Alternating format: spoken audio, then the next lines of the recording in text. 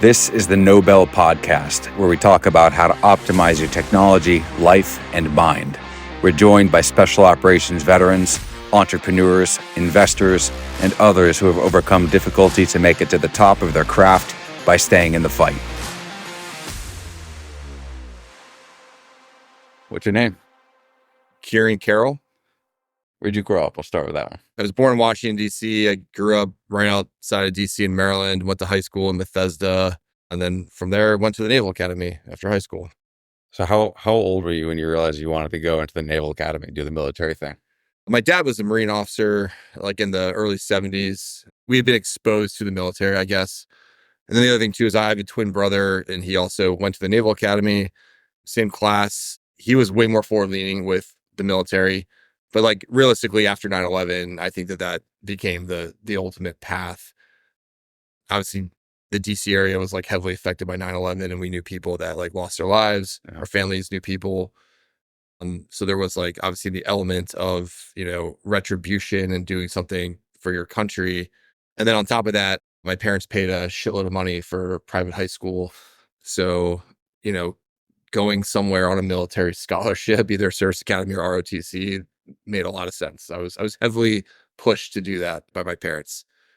Where were you when 9/11 happened? I was a junior in high school. I was at high school. I'll never forget this. I was like sitting in like first period class, and like somebody came in. They're like, a plane just hit the World Trade Center, and we didn't have like TVs in the classrooms like they do now, right? So like literally someone wheeled one of those like wheelie TV carts with like the old school fat boy TVs.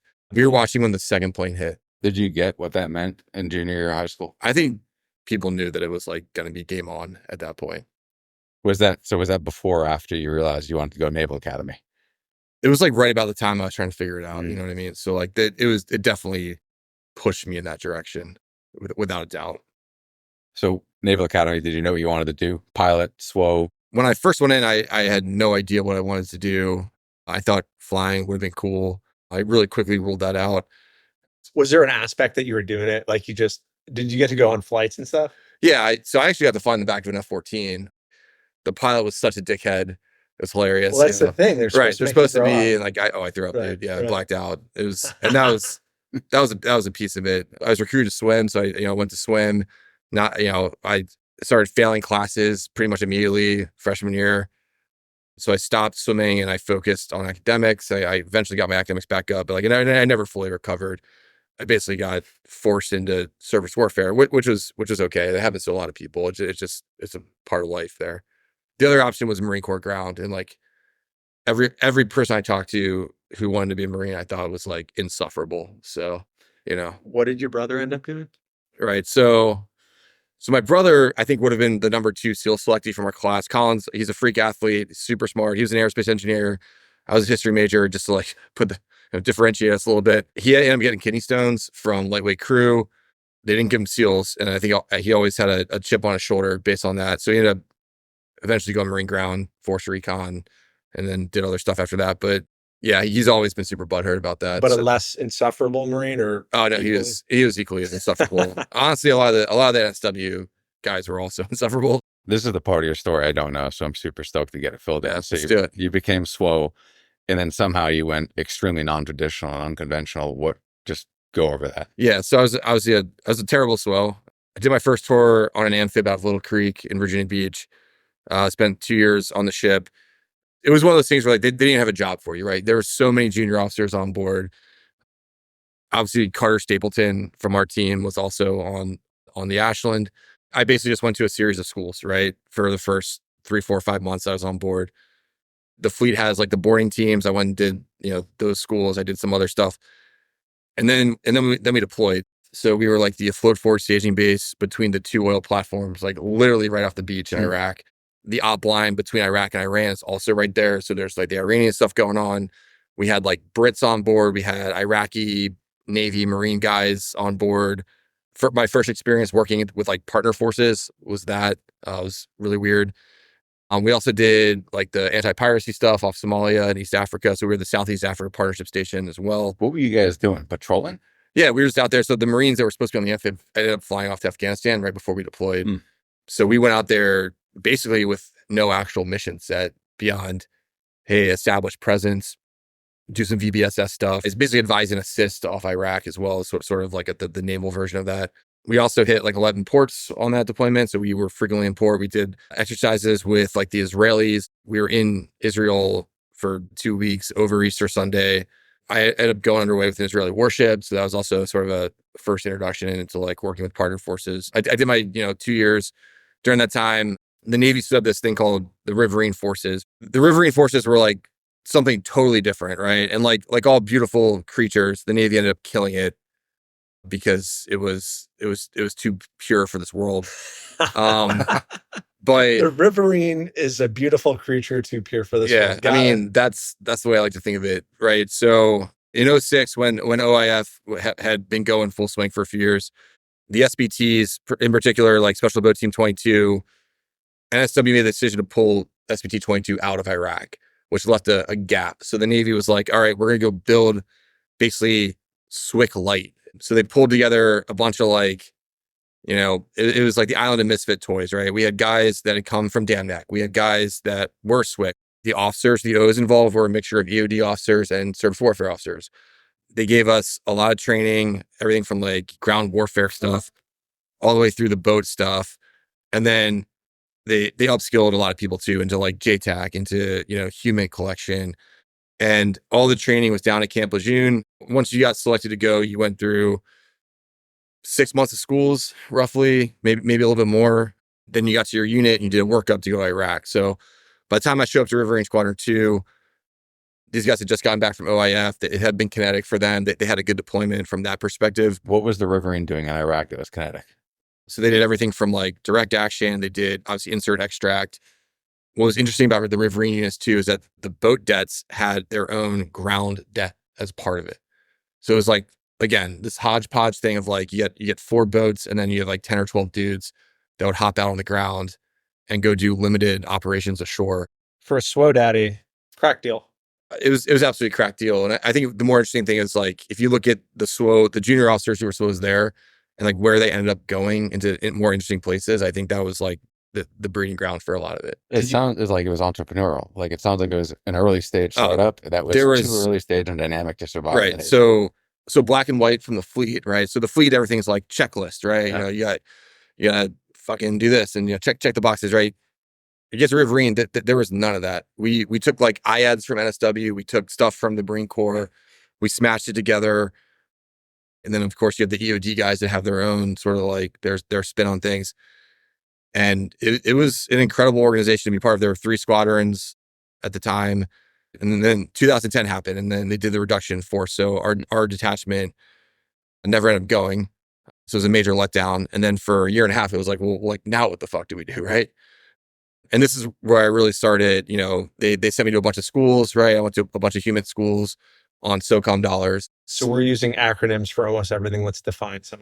It's human intelligence collection as a collector. So as a surface warfare officer, you were learning, spy. Yeah. Right? Sources, methods, right. all that fun. The stuff that sounds cool. How many other surface warfare officers get to do that? I mean, there's a handful. There's a handful. So you did a deployment that was, relatively speaking, like a pretty cool SWO deployment. Yeah. And then you got to do a Riverine, which was like, seems pretty incredible. Yeah. Then they, down selected in 2010, 3 years into your career. What now?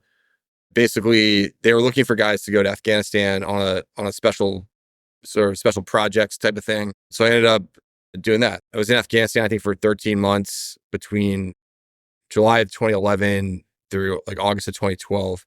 And I went over there as a collector, specifically focused on like document media exploitation collection on the battlefield. So think of like ripping people's cell phones, like tactically. So you're with the ground unit, you're on site, and then you start doing your collection. But so this was the best deployment I've ever had, I think. And it's really hard to top it because I went over there, I was chopped over to CJ Soda through a program called TAC Domex, which, was basically a standalone Afghanistan unit. It's hard to describe what it was. But I showed up and they're like, hey, you're going to go to Sangin to start. So I went to Sangin, height of the fighting season, July of 2011. I literally just hung out with infantry Marines for like 6 months, and some ODAs and some other guys that were like in the AO. 1st Battalion, 5th Marines was there. They got really gnarly for them, super kinetic. And then 3-7 chopped or ripped out with them. And then 3-7 ended up, getting torn up a little bit. I had no oversight, like literally no oversight for months. I could do whatever the fuck I wanted to do. I could jump out. Crack deal. I could go out on clearing ops or raids or snap VCPs or vehicle checkpoints, right? Or whatever. I'd go assist with and all your training and stuff was still like, interrogations, following people and whatever. And now you're doing. Yeah, I did some of that too. So it turns out the Marines have really robust human stuff already. So It's not like I didn't really add a ton of value. They had like these human exploitation teams. I would sit in there with them. I would try to help them out, like low level source operations. All the soft teams to the north of us. So there's like their ODA teams, MSOTs. They typically had their own human capability, right? So like it was less of that, and it was more of like, hey, like, do you guys need an extra gun? Like, so who's going to carry that's my question. So you go, you were a swimmer, you go to the Naval Academy, you go to surface warfare, on ships, Riverine, where you kind of get to do a lot cooler stuff, but like you haven't gone through like a bunch, like blocks of kind of basic infantry training or whatever it is at this point, or have you? Oh, no, that was heavily so Riverine. that was okay. So Riverine, you got to do some of that stuff. Yeah. So you get to go be a shooter. Yeah. Out of the SWO community, which is unusual. Right. Yeah. So you're on this deployment. Did you ever feel overwhelmed by this? The Riverine Schoolhouse is basically the school of infantry to start. Okay. So like, yeah, I mean, what I'm getting weird is that I'd be out, like, I was a full lieutenant at 03, and like, I'd be out with like a squad of Marines, dude, and they're like looking at me like maneuver stuff. I'm like, hey man, like I'm literally just here as a strap hanger, like, but just here for the fun, man. I would recommend that we don't walk through the IEDs, right? Like, stuff like that. The overwhelming piece to me was watching really bad tactics happen, like in daylight, in the green zone, in IED belts, and like, not a shot at the Marine Corps, but I think that they made some missteps quite frequently when I was out there. But I would never say that to them while I was out there, So you got this cool autonomous deployment with the Marines. Yeah. So what happened next, and how did that come about? So I was in Sangin, and then I got a call one day, and they're like, "Hey, can you go cover for this guy who was down in Marja?" Marja had been like super gnarly earlier in the war, like a year or two before that. I show up, and they're like, "Can you go down and like hang out with 2nd Battalion, 9th Marines?" I was like, "You gotta be shitting me," because like that's my brother's at that unit. So my brother took a hot fill billet to be their S2, their intel officer, after he left recon. So I called my brother like on the the Sipper VoIP phone or whatever. I was like, "Hey, I'm coming down to hang out." He's like, "Dude, no, you're not." I'm like, "All right." So then like 3 days later, like the bird drops me off in the LZ, and I have all my shit. I'm like, "Hey, like, can someone get Captain Carroll out here to help me like carry this stuff?" So Colin comes down. He's like, "God damn it!" But it was more the same. Like, I again had very little oversight. I had a civilian like FSR I was working with at the time who was like, honestly did most of like the actual like exploitation work, which just freed me up to go do whatever I wanted to do. So I bounced out again, all the time, basically to hang out. I went on some stuff with my brother, which probably shouldn't have happened. The battalion commander like figured it out a few weeks in that we were related, which was funny. And he was like, "You can't ever tell anybody this. The Sullivan brothers rule from the Navy," and all whatever. I don't know if that's actually true or not, but it was cool. I got to see my brother kind of operate in his element. And then they called me and they're like, "Hey, can you come back to Kabul?" At the time. So Sifstock was like the 1-star white soft headquarters in Afghanistan. And then CJ Sodif was like the 06 level, like tactical kind of command, right? That had a bunch of VSP sites and VSO sites. So I show up in Bagram to what I thought was just going to be like a headquarters element job. But they kicked me over to this actually a really interesting program, special program that was looking at the time they called it green on blue threats, right? So like, you had bad actors that had infiltrated the Afghan National Army or the Afghan local police or whatever. Turns out they're all bad actors, right? For the most part. Can we like collect on these guys, right? To predict or figure out, or, for targeting purposes, like what can we do? So green on blue, the threat was that the Afghan partner forces might kill American forces. They'd already been doing it. So they were trying to get ahead of it. We had a cover team through the Ministry of Interior called the in-processing team. So when you guys are out at VSPs, right, or VSOs, and you had these Afghan local police partner force guys, the Afghan Ministry of Interior was responsible for like paying them, training them, equipping them, all this stuff. And as you guys are intimately familiar, most of these dudes either were or were former Taliban at the time that we just paid to switch sides. Turns out it doesn't work out that way. We had these in-processing teams, and CivSoc had, I think, 4 or 5 elements that would go out as part of using the in-processing team as a cover to go like exploit phones and like, do some like source operations. So there were a bunch of like SEAL 03s, Army SF E8, who was like one of the guys. I got hooked up with these dudes. That's what I did for the next 6 months. I flew around all over Afghanistan. I probably went to at least 50 VSO sites, maybe more than that. We always had like these Afghan dudes in tow with us who were Ministry of Interior guys that we could just use to like get into these places. We go out to VSOs for a few days at a time and just collect a lot of intel on and targeting stuff on who was good, who was bad. We obviously sent it all back up to actual intel analysts and stuff like that to go action. But that was my first like introduction to like big soft, right? Like being in this headquarters element. This is also where I first started meeting a bunch of dudes that would later go work for. This was all in that first 13-month deployment. Yeah. So I rolled out August of 2013. I was in a helicopter hard landing towards the end of my time there. Honestly, I was like the least injured guy on the bird. Like people broke bones and badly lacerated their heads. It was out in Nangarhar, actually. What kind of helicopter? It was a 60 from Florida Guard, I believe. And it was a brownout. It was like 4:30 in the morning. These guys hit like a wire that was kind of along the ground a little bit, and the back end of the bird slammed down. And the pilots didn't want to fly it out. They trucked a wrecker out from JBAD. Was this on a target, or was this just? We were going out for a KLE. So there was like an ODA team that key leader engagement. Key leader engagement. There was an ODA team that had like secured the LZ sort of, but it was also dark and it was at night, so it was really hard to do it. Rocky. They called a medevac bird in. And one dude had broken collarbones, so he was probably the worst guy. The pilots, they medevaced them out, so it was ended up holding security around this bird for a couple of days. Well, it was supposed to be like a 4-hour job, ended up being like a 2-day fucking marathon of getting this truck out to. When you were in it, how scared were you? And did you realize how bad everybody was? You said you were the least injured guy, but with that kind of stuff in helicopters, I've been in a lot of close calls. Yeah. The worst part for me is I was usually on the comms because I was a JTAC and I had the responsibilities. Yeah. And I've been in helicopters where I heard pilots go, fuck. So and like that is literally just like, oh, we're dying. The crew chief, right, as we were landing, we were probably like 7-8 feet off the ground. It wasn't that. So it's just hard. It was a super hard landing. Right. I was the only guy wearing a helmet, and I had like a dork. I had my helo lanyard on, right?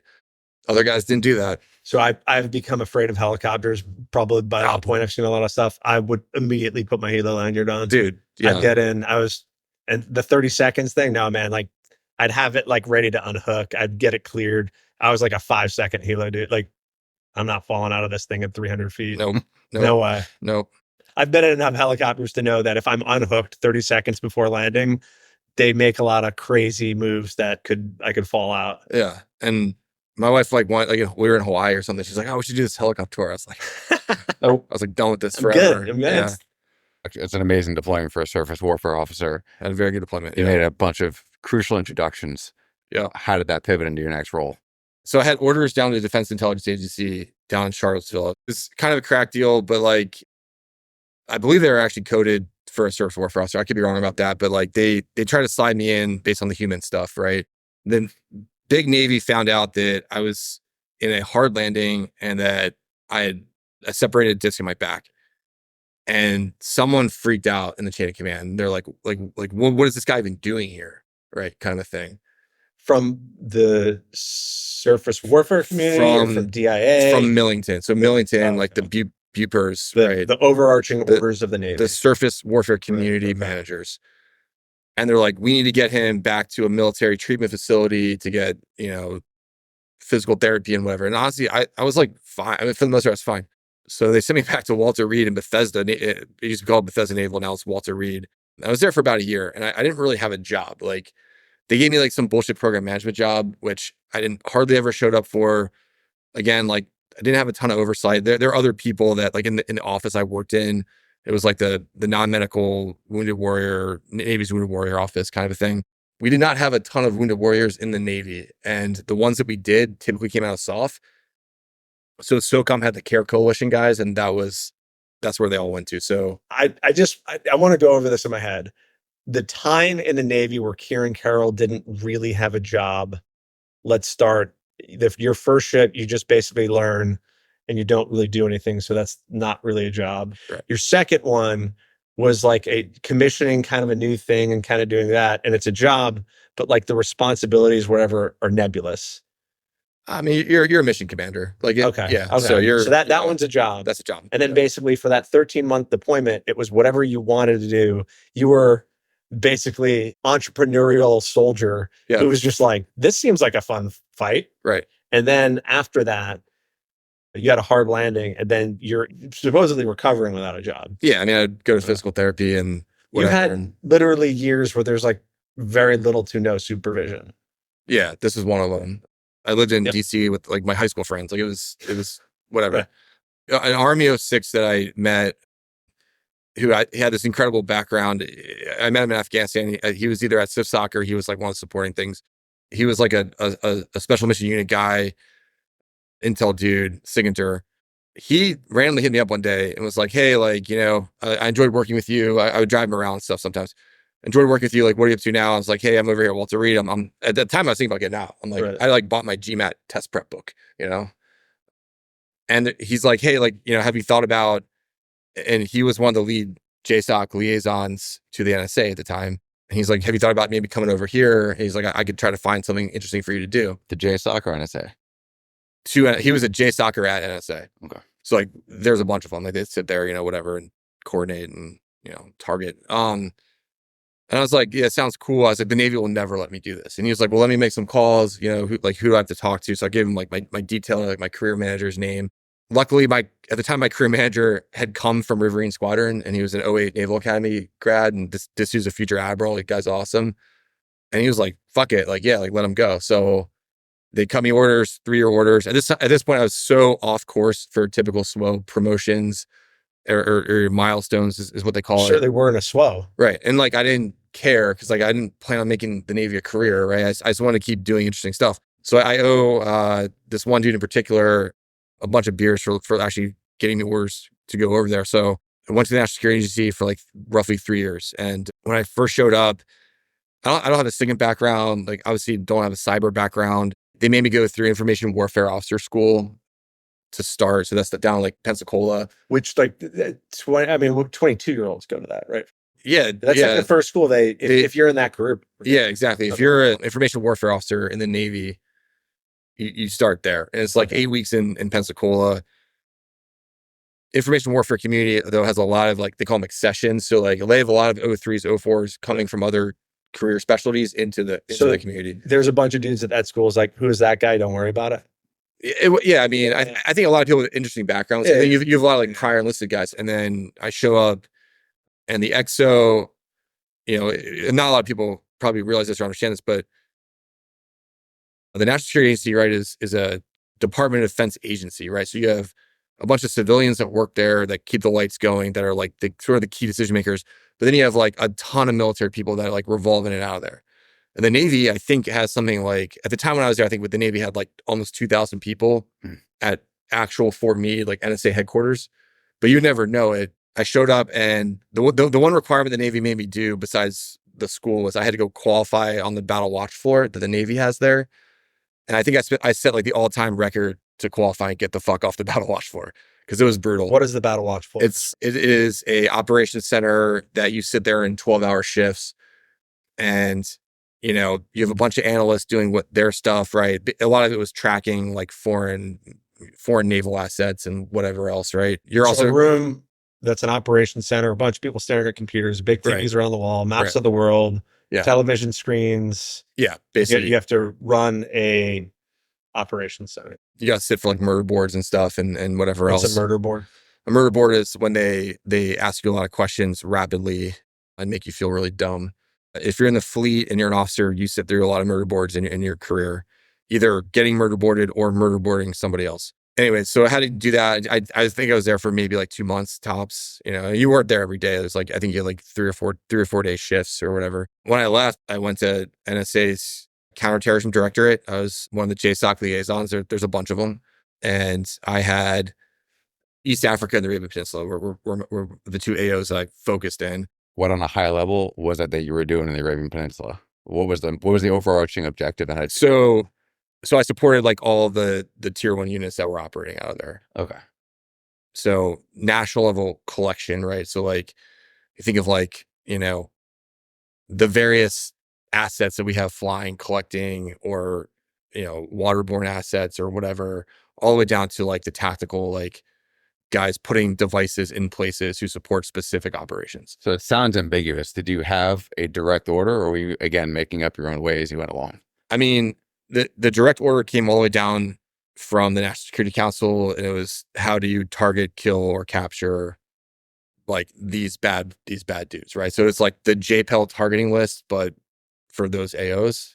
What's a JPAL targeting list? So what it is- It's like the Joint Prioritized Effects list. So it's like, it's the bad people that we're interested in affecting. So you had a list of bad people you needed to affect, Right. and your task was to go out there and Yeah, affect it and figure it out. And the NSA analysts, right, the intel guys and the collectors, they're the ones who are out there that are collecting on the network, mapping the network, analyzing the network, figuring out what the next step is, and how do we get closer to this person, and how do we get in this person's comms. But at the end of the day, like these are the guys that in the movies, when you see people like he's moving from here to there, and like we have on ISR, and we have his cell phone selector, and they cross correlate all this stuff. These are the guys that are doing that. And you were part of that. Yes, the NSA guys were doing it, but I was one taking that and feeding it back over into the JSOC world. And I also worked a bunch with the CIA and some of the other interagency stuff. I worked with like the JSOC, like, Delta, right? Had some stuff going on. DAMNAC, Naval Special Warfare Development Group, owned both of those AOs from the tactical perspective, right? Like they were the forward forces that were there. So I got to know DevGru really well from that perspective. And then obviously the agency has their stuff going on. Then there's a bunch of other JSOC units that, may or may not be very well known that are also over there doing their specific thing. But anyway, while I was in the NSA, so I ended up going back to Afghanistan twice, actually. You were supposed to be on a watch floor in a room feeding information to people. Not even really a watch floor, right? Like it's really hard to describe unless you're there, but like you're there, you're a conduit, right? You're a conduit because like you got they collect their information. Right. Where's the bad guy? They're in this car. These are the ways we're going to find out. Right. And you're like, I spent a lot of time watching ISR feeds, right? Like, so you give this information to the dudes on the ground, whoever they be, super sneaky, tip of the spear kind of dudes. Right. And then you're like, you know what? I should go over there. Yeah. And while I was there, I had a really good senior executive that I worked with. And again, being sort of weird, right? There were several times where they would bring me into these National Security Council meetings, and I would literally just sit in the back like this and not say anything against a wall with like 30 other people that were there for the same reason. And they would either call them PCs, which are principal committees. So you think of like the National Security Advisor, the Secretary of State, the Secretary of Defense are all in these meetings, or they're like one or two levels below that. So like they're their deputies. When I was in there, they were like, okay, like we were getting target packages approved essentially, right? So you got to sit up there and defend and be like, here's what we have on this guy or whoever, right? And then, everyone with equities, as they used to like to say, would sit there and be like, I don't know, right? Or, the Department of the Treasury guy would be like, well, if we remove him, then we lose this intel line of, threat finance stuff, right? How did you go from where you are right now in the story to transitioning out of the military? Yeah. So I left in December 2015. I went to SEAL Team 18 as a reservist. I went to the SEAL Team 18 as a special boat unit. And while I was there, the DAMNAC guys were like, hey, do you want to come back to active duty for a little bit? I said, yeah. So I ended up going back for like 18 months, deployed, depending on how you look at it, either 2 or 3 more times to North Africa, was the OIC of a JSOC maneuver unit. That was a boat. Probably like professionally one of the most rewarding things I've done, I think. By that time, my wife was so pissed, right, with all this stuff. I went back into the reserves after that, back to 18 for a little bit. And then what year is this? I got done like early 2018, like mid 2018. Okay. So we founded ZeroEyes early mid 2018. So you're getting out early. Yeah. I was getting out, went back to the reserves. I went to PwC as a consultant for my full-time thing. How did you go from the reserves to PwC? So, I came here to Philly. I didn't have a job. So, like, I literally ran into Sean Toole, I think at like a bar or something. And he was like, I can get you a job within 2 weeks. And I was like, that sounds awesome. You got out without a plan or an idea. Yeah, pretty much. I started talking to people, but like, I didn't have And then, consulting is just like kind of a catch-all, right? So I, did consulting for 15 months or whatever it was, 16 months. Naval Academy, surface warfare officer, Riverine, deployed with Marines, did whatever you wanted in country, got super sneaky organizations, back home, NSA, then further sneaky reserves, dam neck, PWC. Yeah. And then startup, and then we met. Yeah. Okay. And I think in there too, when I was at PwC, I started my executive MBA and then wrapped that up while I was here. What did you think about ZeroEyes before you joined it and you were aware of it? I mean, I think when Rob and Mike told me the whole thing, I was like, this is a game changer. If this can work, this is a game changer. What was the discussion like to drop your job with PwC to join it? So we met at Bunker Labs, I think was the first time, right? And so if you were doing your pitch of your company, like you certainly did in that thing, and maybe we were together, but I think you were supposed to be like someone who helped out. Yeah. And we were doing a bunch of pitch decks, and like we had gone, to business school, whatever. Like we were okay at PowerPoint, like having gone to business school, but like we were enlisted dudes. So like typically the officers from the Naval Academy do a lot more PowerPoint decks than we do. And he was a consultant. Consultants basically are PowerPoint wizards.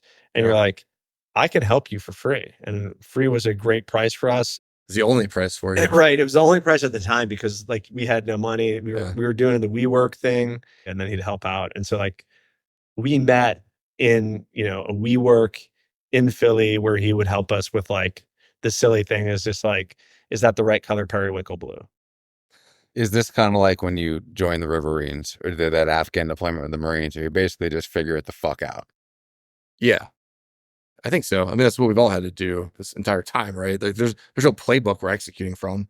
Like, this doesn't exist. I feel like your role, like even right now today, is still similar to that. So talk about what you're doing with strategy and how it's this vague overarching agenda and how you're maneuvering through it. Let's just leave it broad like that. What do you? Yeah, I think for one thing, I think it's unusual for like post Series A and Series B companies to even have like a strategy team, because that conjures up more of like a corporate development arm, which hopefully we grow into that one day, right? That would be awesome. But I think right now it's all about how do you accelerate rapid growth. That's what we're focused on. So we have the government affairs effort, which so far seems to be going really well. The end goal for the company, right, is that our software capability is basically part of everyday life for a camera. Like it's a standardized feature across all security cameras for the most part.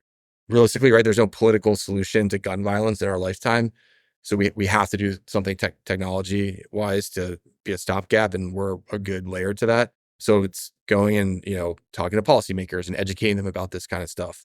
We're so new and unique and differentiated that we get a lot of attention on us. Plus our backgrounds, right? We're veterans, we hire veterans, we bring veterans into emerging technology roles, plays really well with policymakers. And then it's like the other thing that we're focused on too, right, is a competitive roadmap. Like, how do we stay competitive as a company? So we look at like FedRAMP, we look at Safety Act, we look at ISO and SOC 2, and these things that we have to do as a company to be competitive in the market. And they're major muscle movement for the company. They impact every single team. And so the strategy teams kind of helps coordinate a lot of that stuff, because there's so many balls in the air as we're trying to get FedRAMP done, for example. And then it's like, well, what's after FedRAMP? And so we're looking at all that kind of stuff too. And then there's like the random strategic initiatives or special projects or whatever you want to call them. So like the insurance stuff for us, right, which could be huge down the road, but you got to start somewhere at some point, and we're starting now. We're probably a little bit ahead of our skis on it, but can our software impact the insurance market and bring the insurance market into our market? And I think so far the answer seems like, yeah, maybe. And that would be huge. You said, maybe we're a little ahead of our skis. So going to business school, knowing the story that you just told is like, I know that you've downplayed this, but it's the most interesting SWO in the Navy kind of stuff. I am aware that there's like, turns out I'm not actually 2 or 3 others or whatever it is, but that is an outrageous make-believe. It doesn't even sound real. It sounds phony. Yeah. you've never had stability in your professional career, even going to school, I would argue, based on what you said, where you were like on a trajectory where you started and you finished in a different direction. So in stages of companies, particularly in entrepreneurship, you'll see that maybe some people are better, at different stages. I still don't know what stage we are best at. We're trying to go our way through, but like I worked at Amazon in a very late stage thing. Correct. Not the best fit for me personally. Yeah. And I thrive in chaos. And to say that that you only know chaos, do you see yourself in a different thing? How do you view yourself for other people who, I mean, I don't know that anybody's going to get as interesting of a career, but like, how do you see that playing in your life? I think it's true of all of us, not just me, right? But I think anyone that like went through some of the stuff that we did throughout the global war on terror and all these different things, I think we bring organization to chaos. Like that's one of our biggest strengths. And we have a lot of people with that strength on our team, without a doubt. If you're not operating that environment, like you have to be able to organize chaos. It sounds like you've had a lot of job interviews or connected the dots through driving people in, G-Wagons overseas to meetings behind closed doors where you're the silent dude in the back. Yeah. To connecting dots in like a chaos world. You were able to have these individual connections that kind of advance you that you didn't plan or see coming. So very entrepreneurial. You joined us. Was that because you were running towards something or running away from something? Obviously was excited about what you guys were doing. Right. Waking up every morning and seeing a mass shooting in the newspaper, and then knowing that there's a potential layered solution out there for it. Hard to live with myself otherwise, right? If I couldn't come here and work on it. I wake up every morning excited to get to work. Like, it sounds stupid to say that, but it's literally true. You know what I mean? And like, we don't have the corporate environment here, which is awesome. Doing everything we can not to have it. Right. We should never have that. If at all we can help that. We all operate at a high level and we resonate at that level. I think we've done a good job attracting people that resonate at that frequency into the company.